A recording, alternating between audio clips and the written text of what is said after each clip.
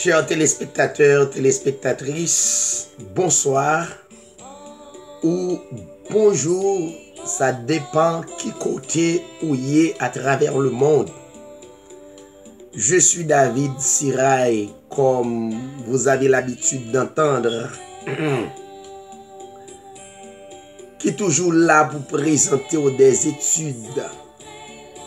études élaborées de la parole faite chair.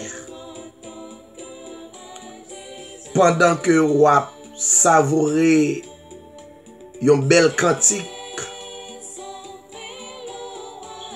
qui déclarait permettre que le Saint-Esprit capable rentrer la caillou. Chers auditeurs, auditrices,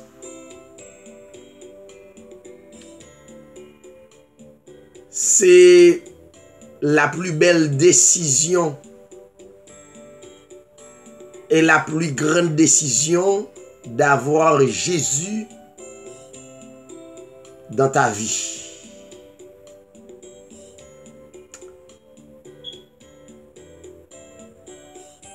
Nous, c'est édition Hébreu 13:8 qu'il est dit Jésus-Christ est le même hier, aujourd'hui, éternellement.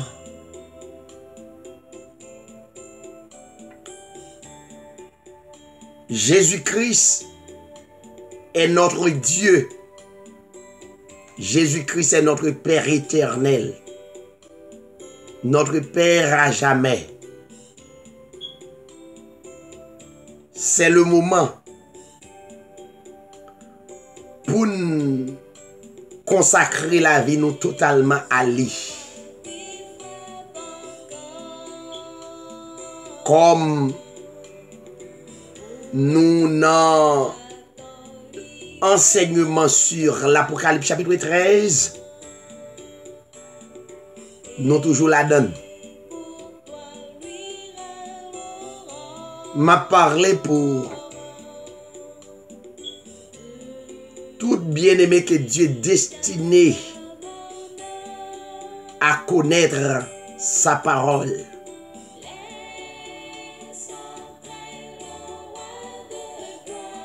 Écoutez musique là. Et nous allons chita dans l'Apocalypse chapitre 13. Et ceci dans plusieurs vidéos, plusieurs débats sur l'Apocalypse chapitre 13. Le livre d'Apocalypse même, qui sont livres symbolisme, nous pourrons garder symbole. Restez béni et restez disposé béni. Kembela et Palagé, suivez-nous attentivement. N'a venu.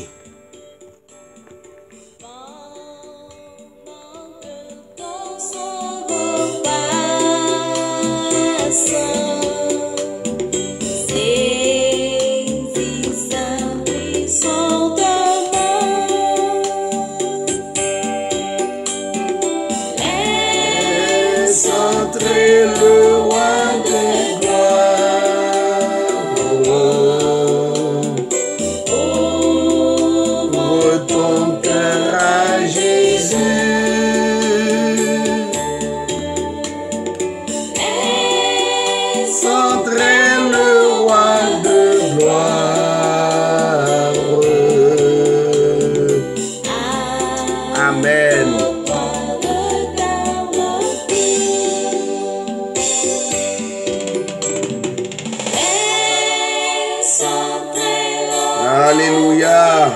Merci Seigneur.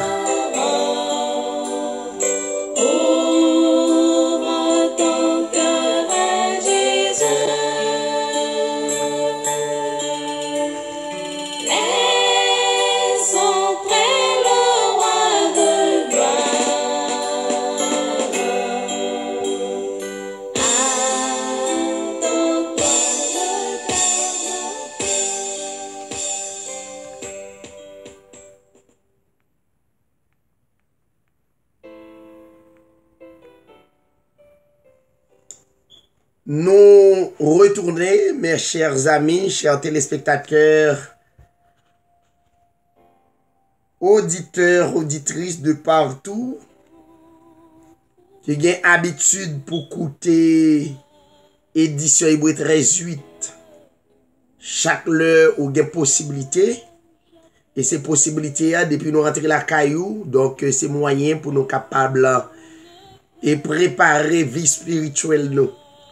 Même gens corps, ça a besoin de nourriture physique pour capable grandir, pour gagner énergie, mais c'est le même que la vie spirituelle ou besoin de nourriture spirituelle pour grandir au jour les jours. Nous remercions le fait que vous permettez de nous rentrer la caillou et justement pour nous élaborer, pour nous capables et diagnostiquer la parole de Dieu. Ou capable d'un travail et puis ou gagner headset ou dans tête et puis ou écouter enseignement. Pas d'excuse pour quelle que soit la personne pour le dire que le pas attendait l'évangile. Et depuis où sont élus, ou à joindre l'évangile qui c'est la parole faite chair. Apocalypse chapitre 13. Il est dit, et je vis monter de la mer une bête qui avait 7 têtes et 10 cornes. Et sur ses cornes 10 diadèmes. Et sur ses têtes un nom de blasphème. Et la bête que je vis ressemblait à un léopard. Ses pieds étaient comme ceux d'un ours et sa gueule comme la gueule d'un lion. Et le dragon lui donna sa force et son trône et un grand pouvoir. Et je vis l'une de ses têtes comme blessée à mort. Mais cette plaie mortelle fut guérie. Et toute la terre étant dans l'admiration, suivit la bête. Et on adora le dragon qui avait donné son pouvoir à la bête. On adora aussi la bête en disant qui est semblable à la bête et qui pourra combattre contre elle. Et on lui donna une bouche qui disait de grandes choses et des blasphèmes. Et on lui donna le pouvoir de faire la guerre pendant 42 mois. Et elle ouvrit la bouche pour blasphémer contre Dieu, pour blasphémer contre son nom et son tabernacle. Et ceux qui habitent dans le ciel, il lui fut aussi donné de faire la guerre aux saints et de les vaincre. Et il lui fut donné puissance sur toute tribu, langue et nation. Et tous ceux qui habitent sur la terre, dont les noms ne sont pas écrits dès la création du monde dans le livre de vie de l'agneau, a été immolé, l'adorait. Si quelqu'un a des oreilles qui l'écoutent, oreilles spirituelles, bien entendu. Si quelqu'un mène en captivité, qu'il ira en captivité. Si quelqu'un tue avec l'épée, il faut qu'il soit tué lui-même par l'épée. C'est ici la patience et la foi des saints. Apocalypse chapitre 13, verset 1er à 10. Comme on avait parlé tantôt sur les 6 catégories de bêtes dans la Bible, et nous joignons dans l'Apocalypse chapitre 13, le chapitre, bien, le chapitre ça,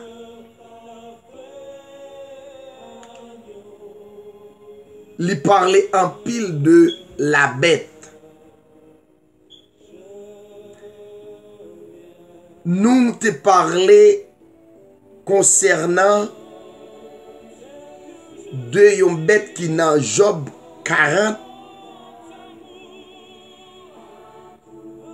ou bien Job 41 verset 25-26 que la Bible décrit comme yon bête y aurait le Léviathan. Ça c'est une première bête que la Bible parlait de lui. La Bible parlait de yon deuxième bête dans Daniel chapitre 7 verset 7 et 8. C'est deuxième bête que la Bible parlait de lui.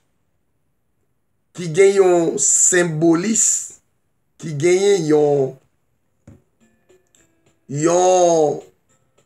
symbole spirituel qui traduit quelque chose.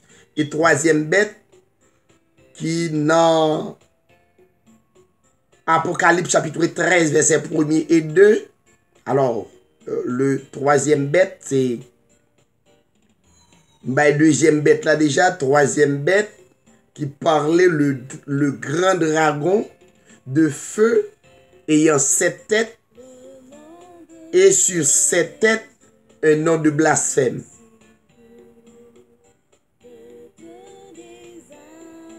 Cette tête est 10 cornes et 7 diadèmes sur 7 têtes. C'est le troisième catégorie de bêtes. Quatrième catégorie de bêtes, c'est dans l'Apocalypse 13, verset 1er et 2. C'est la bête qui sort de la mer, ayant 7 têtes et 10 cornes. Et ces cornes, 10 diadèmes, et sur 7 têtes, un nom de blasphème. Apocalypse 13, 1er et 2. Une fois de plus. Et cinquième bête, là, c'est la bête qui sort de la terre ayant 2 cornes, semblables à celles d'un agneau, et qui parle comme un dragon. Apocalypse 13, 11. Et sixième catégorie de bête, c'est la bête qui sort de l'abîme.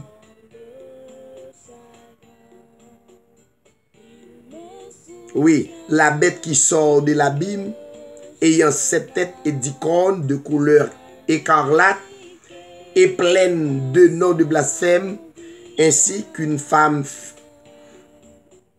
assise sur elle. Apocalypse 17, verset 1er à 8. Très important, nous bail les 6 catégories de bêtes. Qu'a parlé de yon bête universelle, qui est très très important pour capable souligner genre de bête sa yo qui très très important pour gagner un pile considération dans Bible ça. Maintenant, nous te détaillé, diagnostiqué les 6 catégories de bêtes dans une vidéo d'enseignement biblique. Nous encourageons toujours à aller dans et bibliothèque d'enseignement, nous relève bibliothèque d'enseignement biblique qui sous YouTube, Facebook, Google et la trier, et même sur les stations de radio qui nous portent des enseignements qui va aider très important, qui ont une importance capitale. Maintenant, nous t'arrêtons, parlons un peu de l'histoire de l'Apocalypse chapitre 13, qui parlait de la bête universelle. Maintenant, on va parler de caractéristiques de la bête universelle.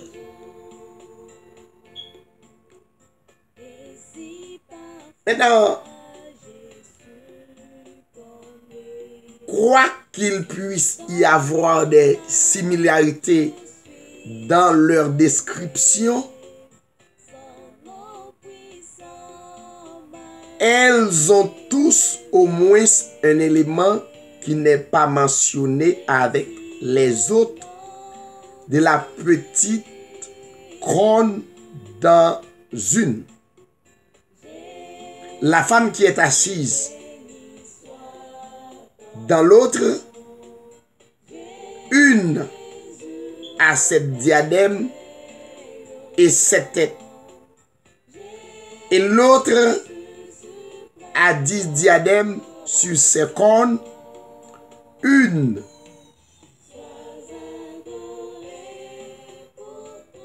est dans le ciel, c'est les caractéristiques de la bête universelle qui n'a pas où. Et l'autre qui sort de la mer, l'autre qui sort de la terre et l'autre qui sort de l'abîme.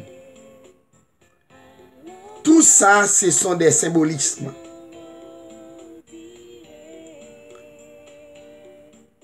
Les divergences sont assez importantes pour nous indiquer qu'il ne s'agit aucunement d'une bête, d'une seule et même bête, mais plusieurs. Alors là, la Bible a parlé de bêtes, elle a parlé de moun, de catégories de religion qui à travers le monde, mais qui formaient une seule bête universelle. Chacune donc doit être interprétée dans son contexte historique particulier.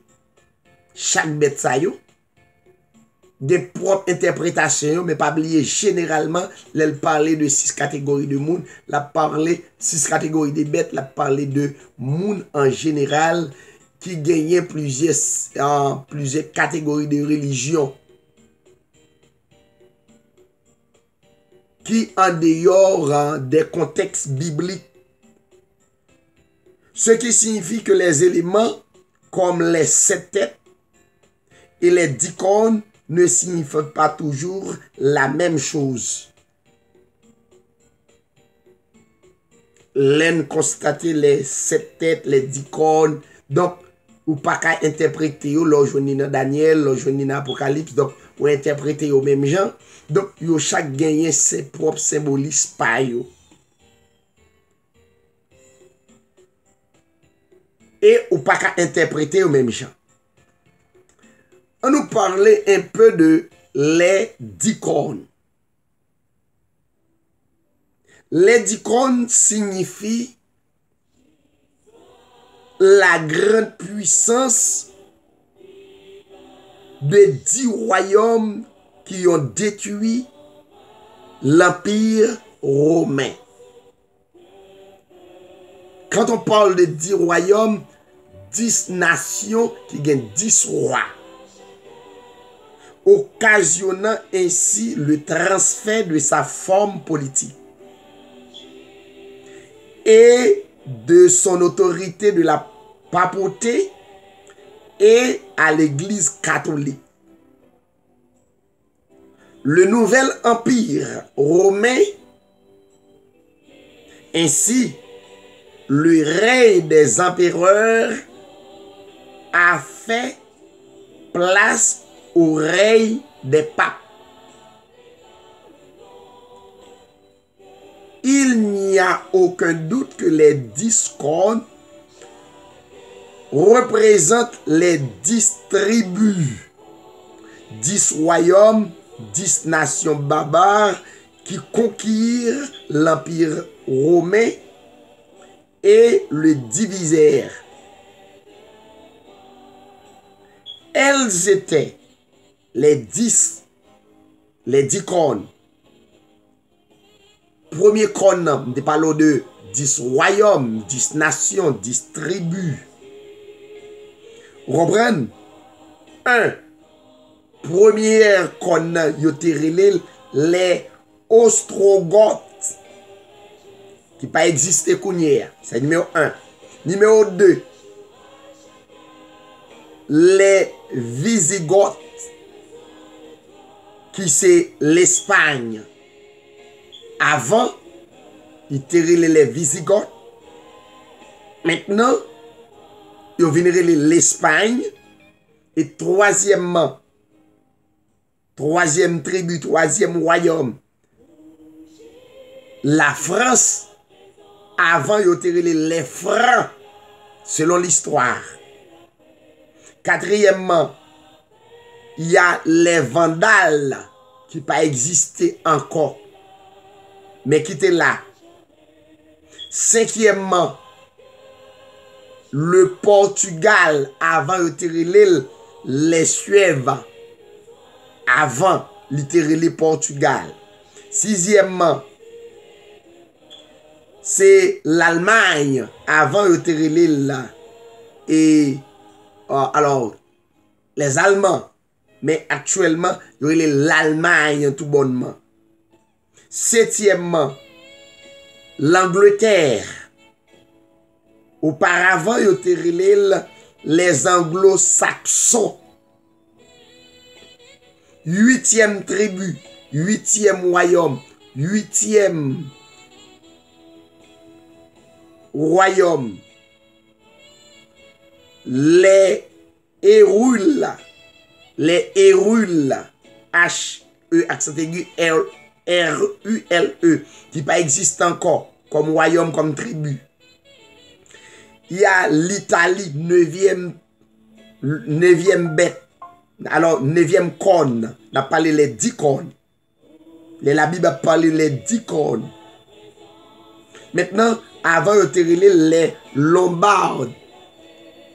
Les Lombards, L-O-M-B-A-R-D-S, les Lombards.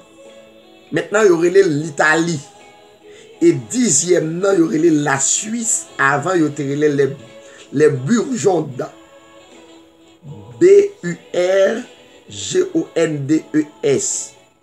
Maintenant, les 10 tribus que la Bible identifiait comme les 10 cornes que la Bible a parlé dans Apocalypse chapitre 13. Mais, il y a un pile réprouvé, ça veut dire les imposteurs qui tordaient les sens des Écritures et qui ajoutaient un 11e, ils nommé la petite corne. Ça, c'est les imposteurs, les réprouvés, qu'ils transposent d'un texte du livre de Daniel 7, verset 8. Ils confondent Daniel 7, verset 8, quoique l'Apocalypse ne la mentionne aucunement. Mais c'est 10 tribus, 10 royaumes, ou bien la Bible les 10 cornes. Les 10 cornes, la Bible est attribuée à des royaumes, à des tribus.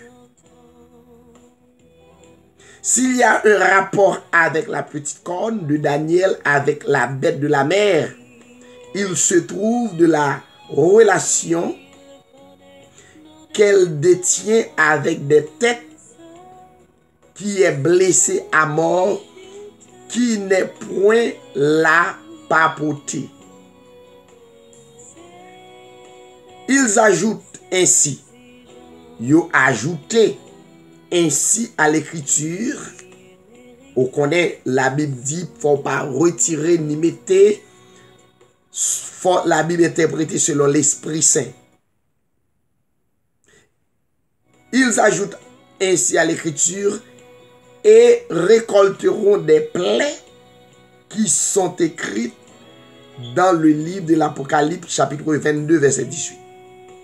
Alors, leur ajouter, donc, ou récolter des plaies et tous les plaies qui mentionnaient dans l'Apocalypse 22. Mentionnons de nouveau que la petite corne de Daniel ne se rapporte pas à la papauté comme plusieurs le laissent sous-entendre en prenant le texte hors de son contexte historique. Alors, en pile réprouvé, imposteur attribue petite corne avec la papauté, mais qui n'est pas vrai. Mais vraie explication petite corne, c'est au roi Hérode, le roi Hérode. Il est clair, dans le contexte historique de la bête de la mer, que ces 10 cornes annonçaient 10 puissances qui seraient issues de Rome et qui soutiendraient la fausse église.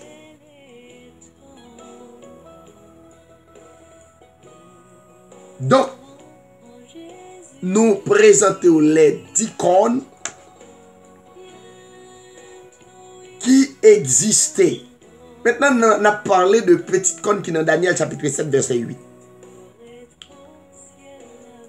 Ayant établi avec certitude quelles sont des 10 cornes.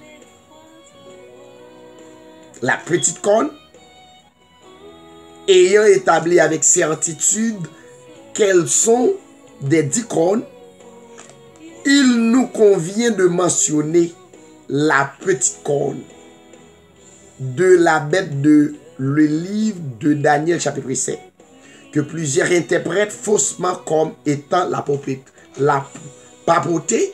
Pas oublier que la petite corne n'est pas la papauté. Il parlait du roi d'Hérode. Si elle se rapporterait à la papauté, en ce qui a trait la petite corne, cela nous conviendrait très bien et il nous ferait grandement plaisir de l'utiliser dans cet exposé sur la bête de la mer. Mais tel n'est pas le cas. Nous désirons rapporter les faits tels qu'ils sont sans extrapoler ou nous donner à des présomptions injustifiées. Ça veut dire tout texte doit coordonner dans la Bible. Faut ne pas courir di bagay yo et puis pas un texte ou en dehors du vrai contexte. Comme c'est la coutume chez un grand nombre, surtout chez les évangéliques, les religions extrapolées, pressées parler, mais pas chita dans les faits. Notamment, l'important pour coordonner texte ensemble. Écoutez ça. Depuis la déportation à Babylone, aucun roi ne régna sur Israël environ 500 années, 500 ans. Mais voici qu'apparaît soudainement un roi inattendu après 500 années. Donc Dieu fait silence. Pas aucun roi. Et inattendument, dans une période de l'histoire très peu connue des chrétiens de nos jours, c'est-à-dire dans cette période silencieuse entre l'Ancien et le Nouveau, 500 années, et le Nouveau Testament, ou période intertestamentaire qui se rapporte aux exploits de Judas Maccabée, ça veut dire des fausses histoire et faux prophètes jusqu'à la fin du règne des princes qu'on appelle Asmonéens, selon Daniel chapitre 11, versets 32 à 35.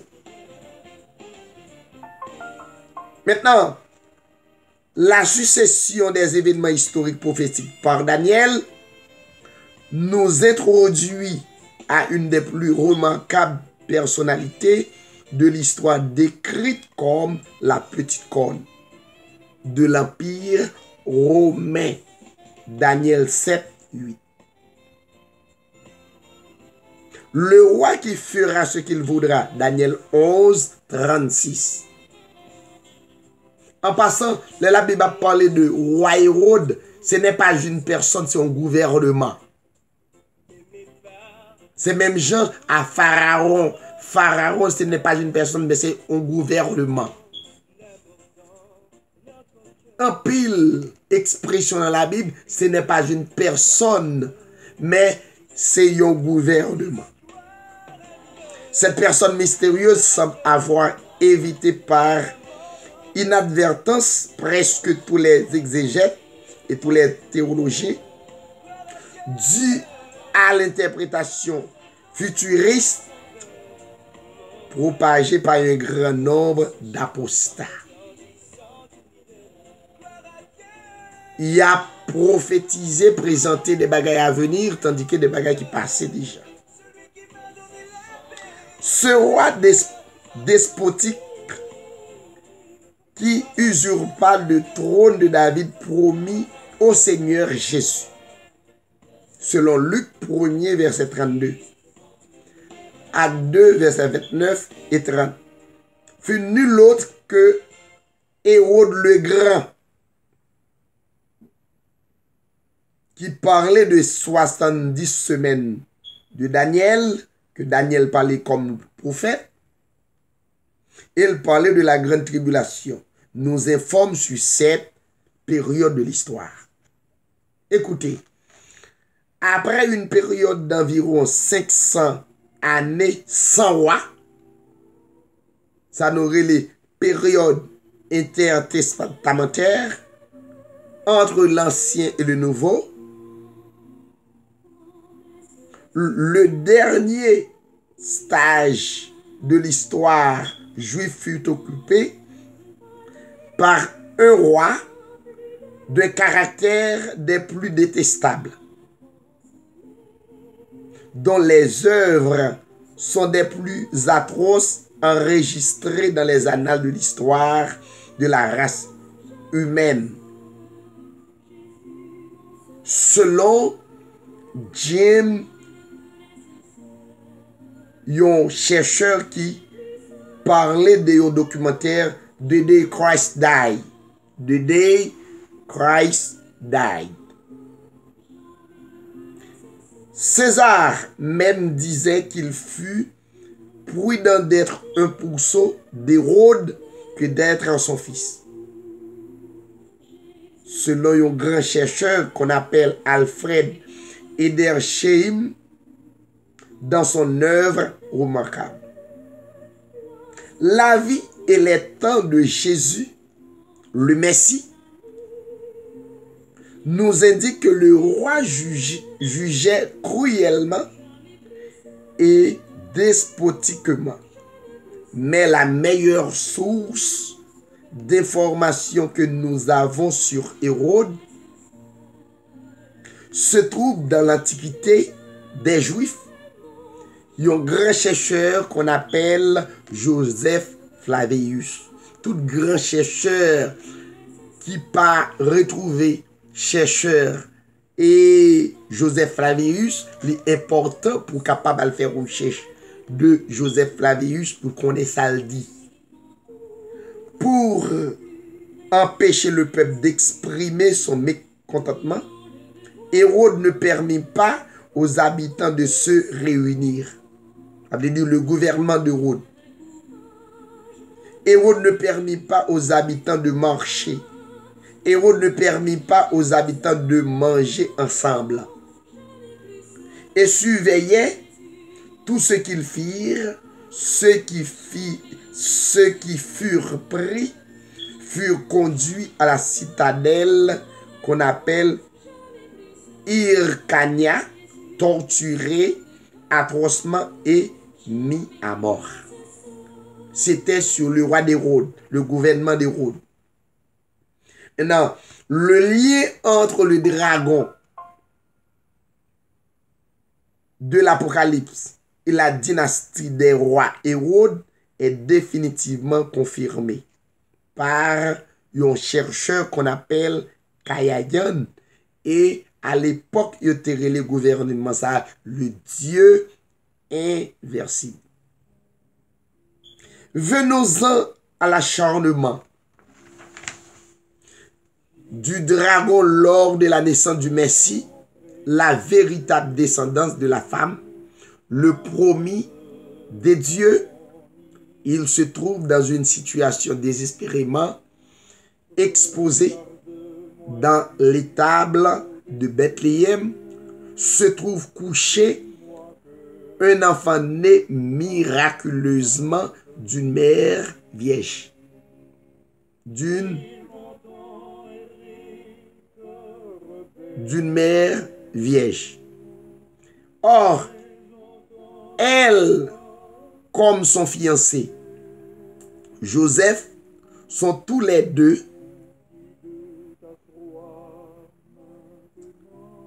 de descendance davidique, tous les deux.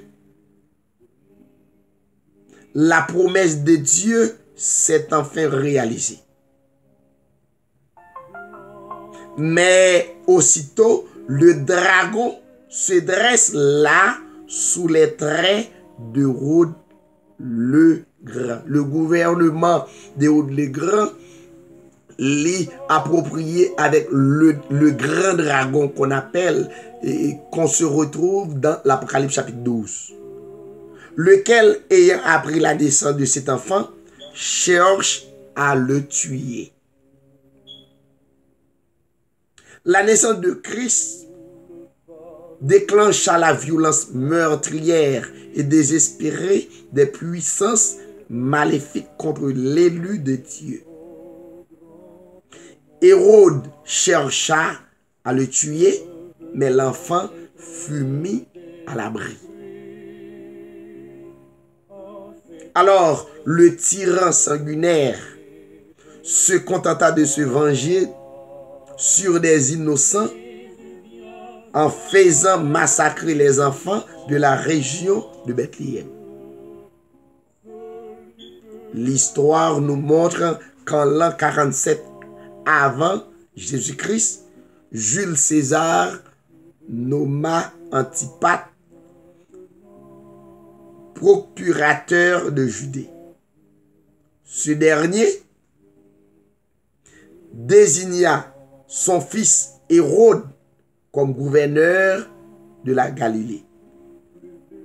À la suite de l'assassinat de César, le désordre éclata en Judée et Hérode s'enfuit à Rome. Là, en l'an 40 avant Jésus-Christ, il reçut du Sénat romain le titre de roi des Juifs, à savoir Hérode. Israël, qui fut une province de Rome à cette époque, fut donné à Hérode comme royaume pour redevenir une province après sa mort. Ainsi, Israël redevint un royaume subtilement et sournoisement par l'autorité d'une puissance hostile à Dieu.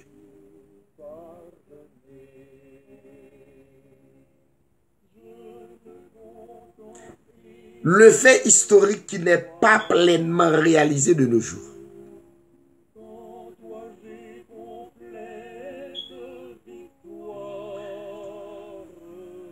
En l'an 37 avant Jésus-Christ, Hérode revint de Rome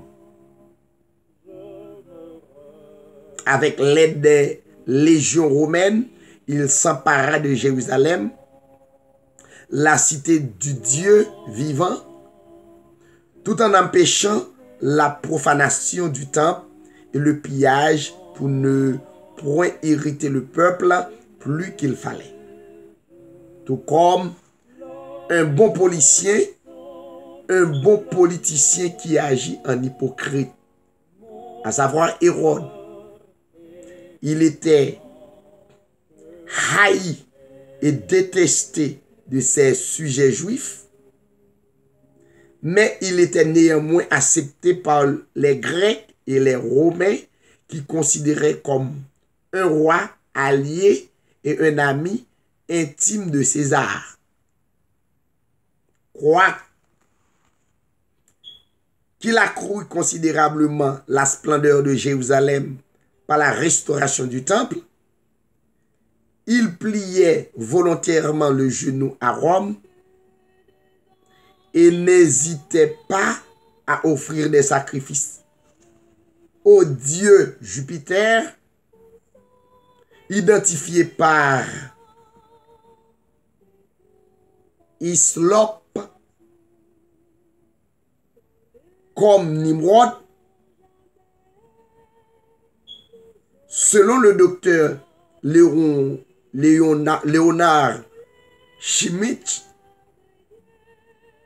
dans un manuel d'histoire ancienne qu'il écrit, il dit Jules César agissait en fonction de Pontifex Maximus. C'est latin, c'est-à-dire souverain pontife. Lorsqu'il fit la célèbre réforme du calendrier, ce fut par une étrange coïncidence que Hérode reçut sa royauté et son royaume du Sénat romain après l'assassinat de César, de Jules César, au moment où Rome était sans souverain pontife.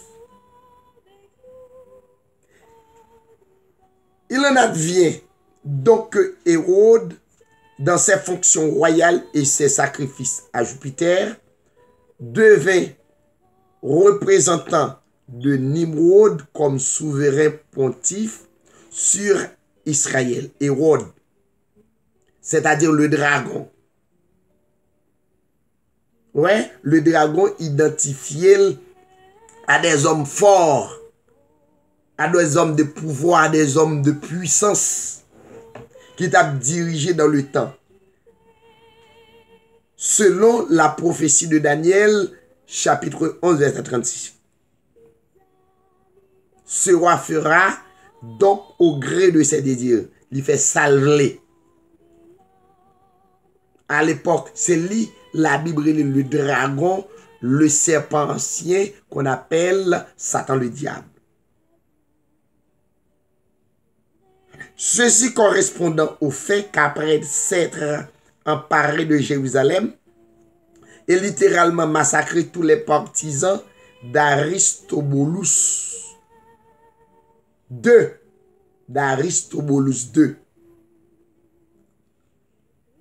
pour ensuite tuer tous les membres du Sanhédrin.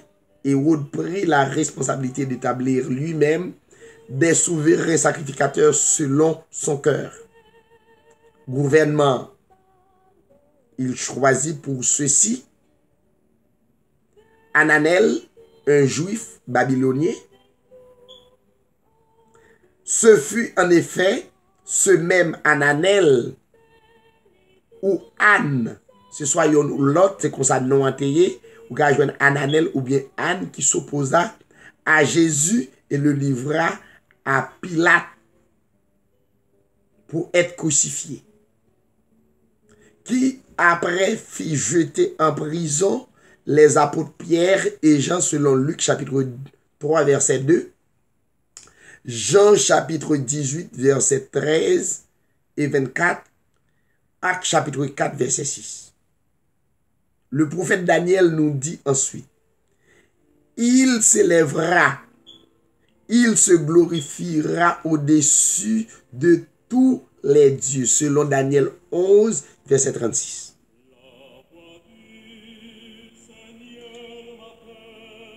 Ceci signifie que Hérode, agissant en tant que représentant de Hérode ou bien Lucifer. Ouais. Hérode, veut dire les grands qui avaient eu le pouvoir dans leurs mains, ils ont le pouvoir la vie et de mort sous la vie des hommes. Et nous connaissons très bien que c'est le Dieu qui gagne la vie et les morts et la mort sur les humains. Depuis qu'il y a un royaume qui a pouvoir sur la vie et la mort sur une nation, donc automatiquement Dieu pas quitter le royaume ça camper, l'a éliminé. Donc maintenant Hérode agissant en tant que représentant de Nimrod ou bien Lucifer, ou capable de Nimrod Lucifer, ou capable de Hérode Dragon ou bien Lucifer, usurpa le trône de David réservé à Christ, ainsi en asseyant, attendu par les Juifs. Non, s'élevant et se glorifiant lui-même dans le ciel et la cité des dieux. Il signifiait ainsi d'une manière subtile qu'il était lui-même le Messie si longtemps attendu par les Juifs. Gouvernement ça a régné étant que le Messie parce que les usurpés, les volés, capturés, trône qui doit exister pour le Messie qui est le Christ. Mais trône que Jésus-Christ a parlé, ce n'est pas un trône littéral, c'est un trône spirituel. Donc, il est reconnu, en effet, que le parti politique des Hérodiens croyait fermement que le roi Hérode était le Messie. Ainsi, lorsque Hérode fut assis sur le trône de David, nous pourrions dire que Satan fut assis sur le trône de Dieu et régnait sur Israël. En d'autres termes, puisque prophétie a été faite que trône David là a pour Messie et roi Hérode chita sur le trône, nous sommes capables de montrer, et la Bible a prouvé que Satan ou bien Lucifer chita sur le trône de Dieu. Ça veut dire, il tentait pour le prendre, il tentait pour le gagner, selon l'histoire.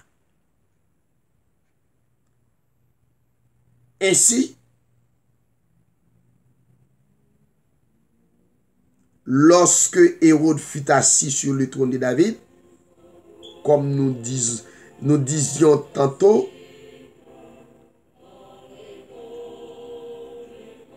nous pourrions dire que Satan fut assis sur le trône de Dieu et régnait sur Israël.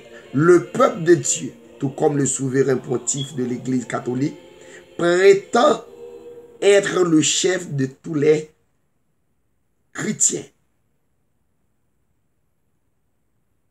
C'est ainsi qu'Hérode, comme la petite corne, pas oublier, Hérode c'est la petite corne qui décrit dans Daniel chapitre 7,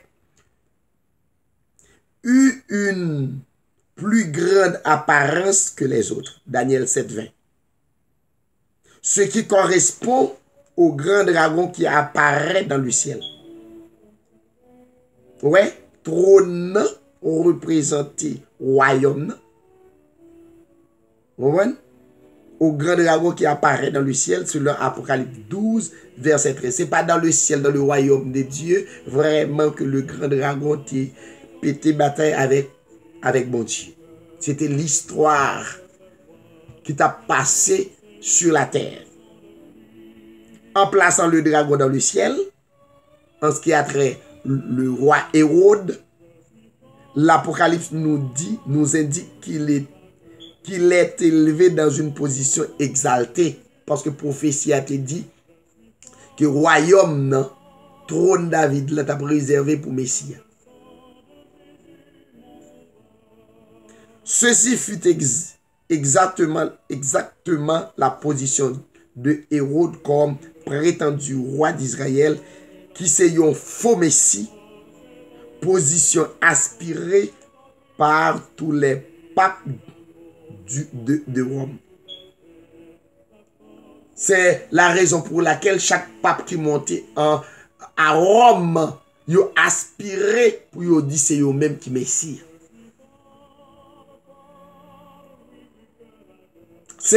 C'était Hérode qui était aspiré à une telle ambition. Sachant que le dragon correspond à la dynastie des Hérode sous l'Empire romain, qu'en est-il dans cette guerre des anges mentionnés dans le chapitre 12 de l'Apocalypse? Donc c'est l'histoire, ça y est, la Bible a parlé de l'Apocalypse chapitre 12, mais c'était pas dans le ciel. Aucune personne ne peut pas aller dans le ciel, dans sa gloire, où l'Éternel, où Elohim, où le Seigneur Jésus-Christ règne. C'est le style imagé du texte, dans son contexte historique, se rapporte à cette prophétie de Daniel.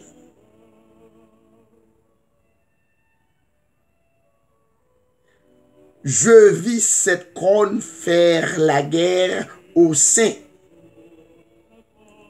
et l'emporter sur eux jusqu'au moment où l'Ancien des jours va donner droit au sein du Très-Haut, et le temps arriva à les saints furent possession du royaume. Daniel 7, versets 21 et 22. Vous voyez, Daniel prophétisait, il dit, ouais, cette corne qui c'est Hérode faire la guerre aux saints et l'emporter sur eux. Remporter, avait dit, il y a plus pouvoir politique jusqu'au moment où l'Ancien des jours, qui c'est le Seigneur Jésus-Christ, va donner droit au sein du Très-Haut, et le temps arriva où les saints furent en possession du royaume. Maintenant, c'est le moment que les saints doivent être en possession du royaume. C'est le temps du Saint-Esprit dans les croyants.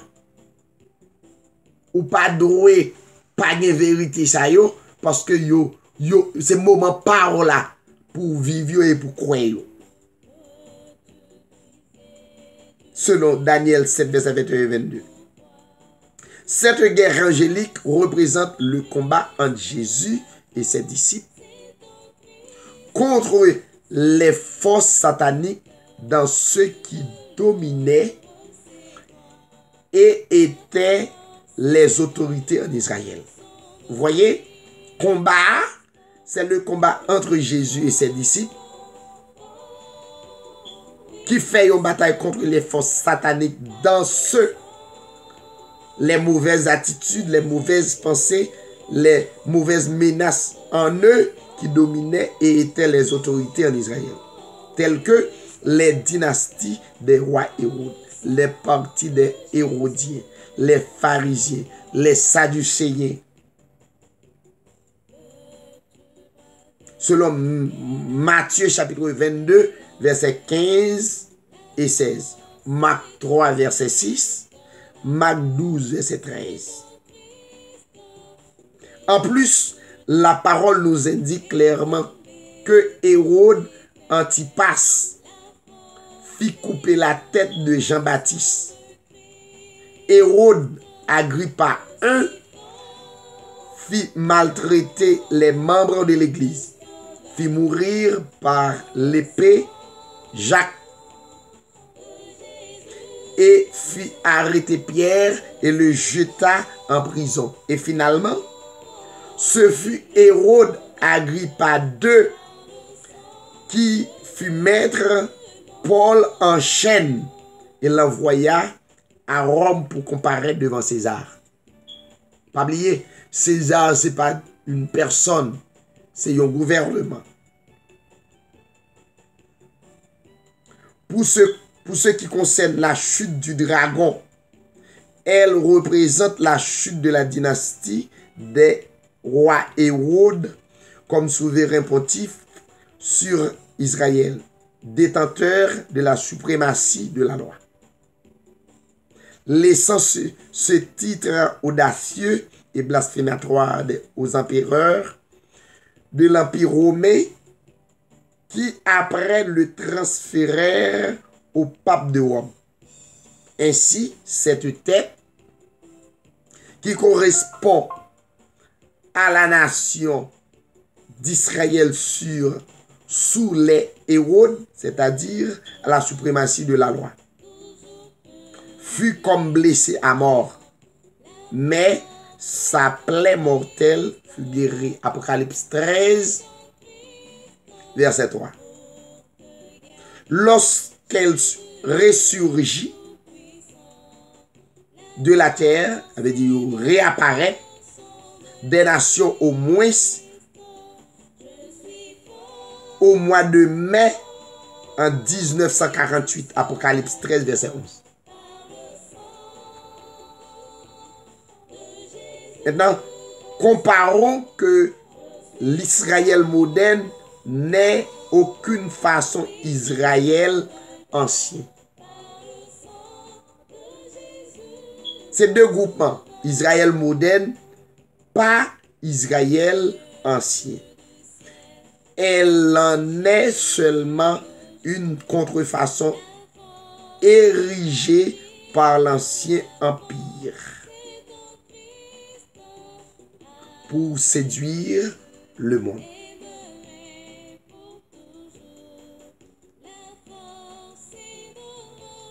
Maintenant, nous expliquons les 10 cornes, qui c'est les 10 tribus.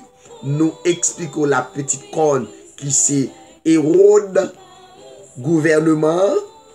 Et maintenant, nous expliquons les 7 têtes de la mer. Les 7 têtes de la bête de la mer. Dans quelques minutes, les 7 têtes de la bête de la mer, selon la séquence logique du symbolisme, dans les parallèles qui s'établissent entre les différentes bêtes mentionnées dans les Écritures, on peut avec certitude savoir que les 7 têtes se rapportent toujours à des royaumes, à des tribus. Ce qui veut dire que la bête de la mer incorpore la puissance de 7 royaumes avec lesquels elle détient des similarités, c'est-à-dire la somme des puissances occultes, des séductions par la suprématie de la loi, qui se trouvait dans 7 royaumes.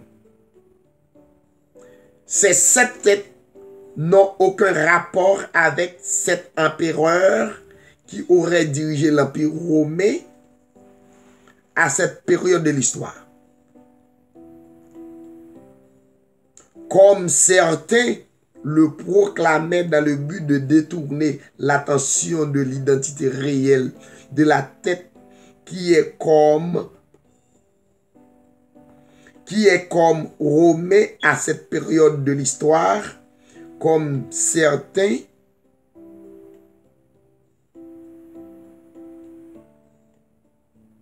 l'identité réelle de la tête qui est comme étant blessée à mort. Disons, spécifions qu'il se retrouve en parallèle dans le symbolisme des têtes ou royaumes avec chacune des bêtes, mais que les significations des mêmes têtes ou mêmes royaumes qui s'y trouvent ne sont pas nécessairement les mêmes dans tous les détails au contexte historique. quoique les têtes au royaume puissent être identiques dans certains cas. Le problème que Apocalypse 13, verset 1er à 10 ne donne aucune indication quels seraient des royaumes, quels seraient ces royaumes, sauf un qu'elle mentionne comme étant blessé à mort. Dans le verset 3.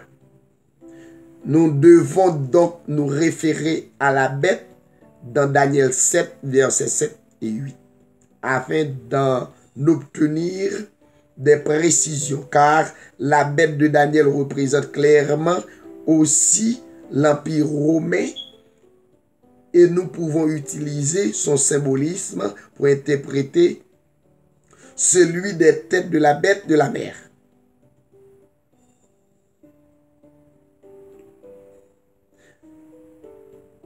Maintenant, écrit au 19e siècle, avant la résurrection de l'État d'Israël en 1948, pour faire ainsi,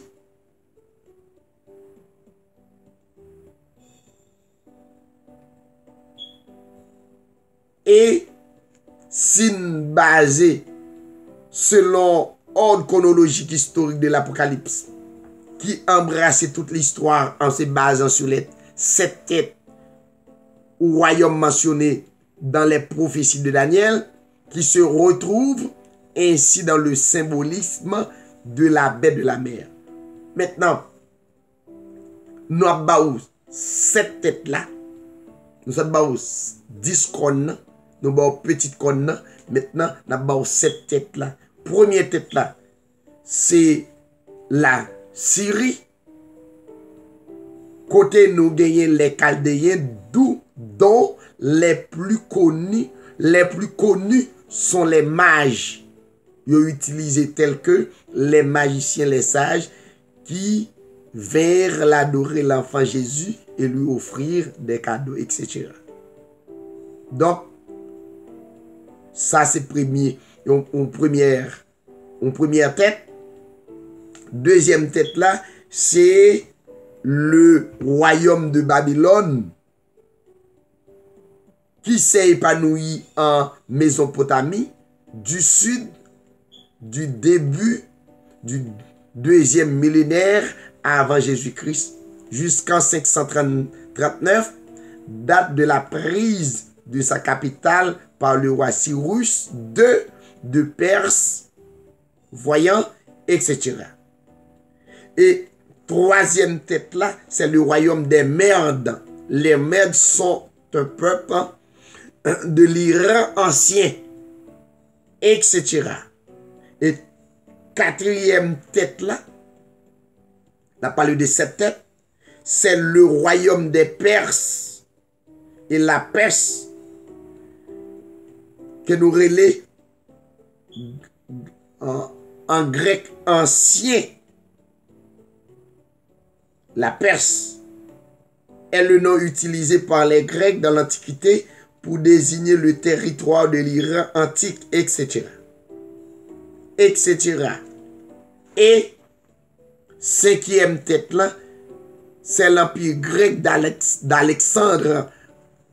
En 330, le roi de Macédoine, Alexandre le Grand, achève sa conquête de l'Orient, etc. C'est cinquième tête.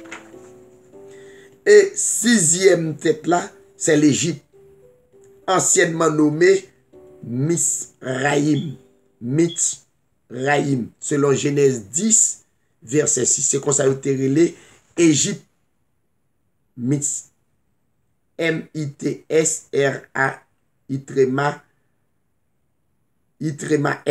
Genèse 10, verset 6. Qui avait réduit en esclave le peuple de Dieu, etc. L'Égypte passe sous la domination romaine. En l'an 30, elle conserve un statut particulier durant tout l'Empire romain, etc. Et le septième tête, c'est la nation juive, Israël, sous la dynastie des rois Hérode. Il n'y a aucun doute que le contexte de l'Apocalypse va dans le sens de cette interprétation. L'apôtre Jean accuse les Juifs d'être de la synagogue de Satan. Il dit, je connais ta tribulation et ta pauvreté, bien que tu sois riche, les calomnies de la part de ceux qui se disent juifs et ne le sont pas, mais qui sont une synagogue de Satan. Apocalypse 2:9. Et voici, je te donne de ceux de la synagogue de Satan qui se disent juifs et ne le sont pas, mais qui mentent. Et voici, je ferai venir se prosterner à tes pieds et connaître que je t'ai aimé.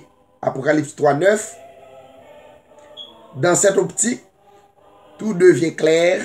Le coup mortel que la bête a reçu, c'est la destruction de la nation juive selon la parole de Dieu par le général Titus en 70. Ma baie texte est très important. Deutéronome 28, verset 15 à 68.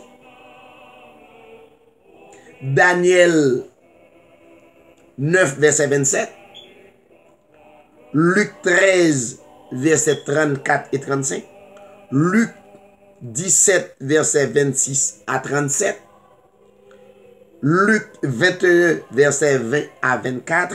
L'Apocalypse nous dit que cette tête, Israël a reçu un coup mortel de l'épée, selon Apocalypse 13, verset 14. Il est en dehors de tout doute que l'épée mentionnée ici est nulle autre que la parole de Dieu, l'épée ici. Prenez aussi le casque du salut et l'épée de l'esprit, qui est la parole de Dieu selon Éphésiens 6, verset 7. Car la parole de Dieu est vivante et efficace et plus pénétrante qu'aucune épée à deux tranchants, perçant jusqu'à la division de l'âme et de l'esprit, des jointures et des moelles, jugeant la pensée et les intentions du cœur. Hébreux 4, verset 12.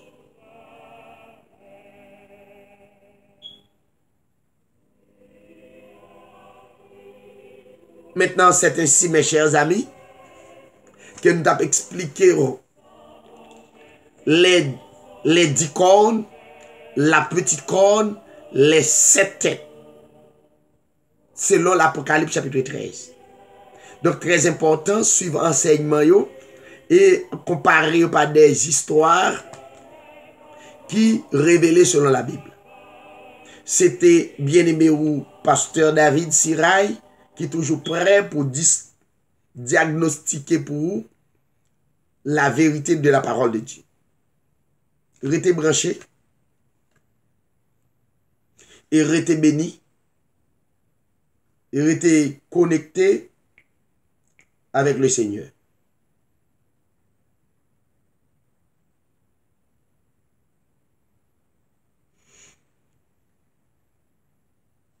Merci Seigneur. Gloire à Jésus.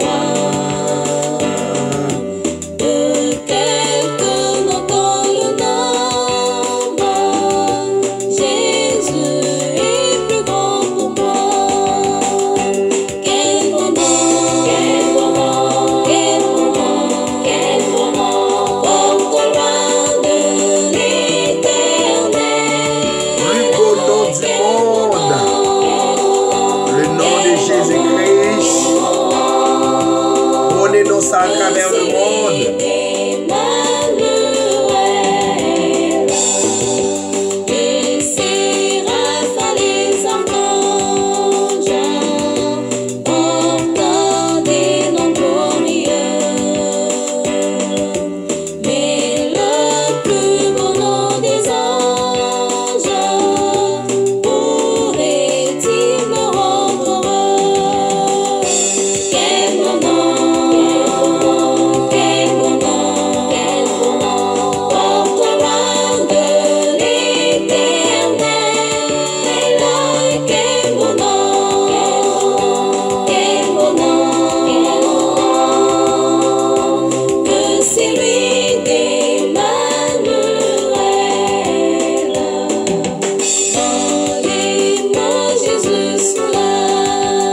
Alléluia, amen. Oh yes. Il ranime le courage du cœur le plus oppressé. Quel bonheur, quel bonheur, quel bonheur, porte loin de l'éternel. Quel bonheur, quel bonheur, que c'est lui d'Emmanuel.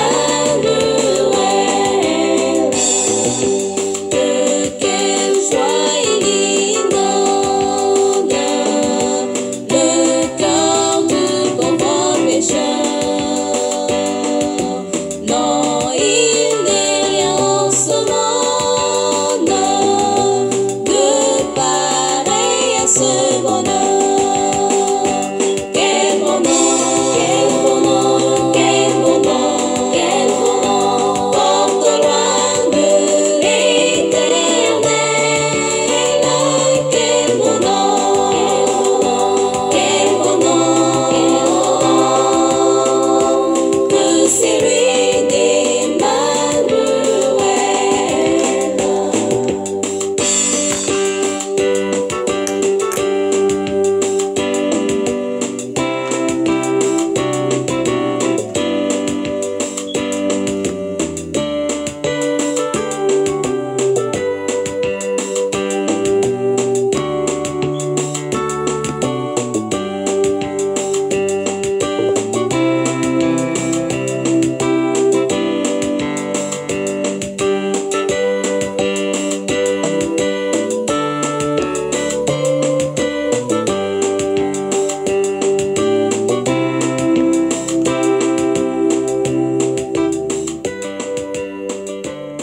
Que Dieu vous bénisse. Passons un très bon week-end et à la prochaine. Que le Seigneur vous accompagne.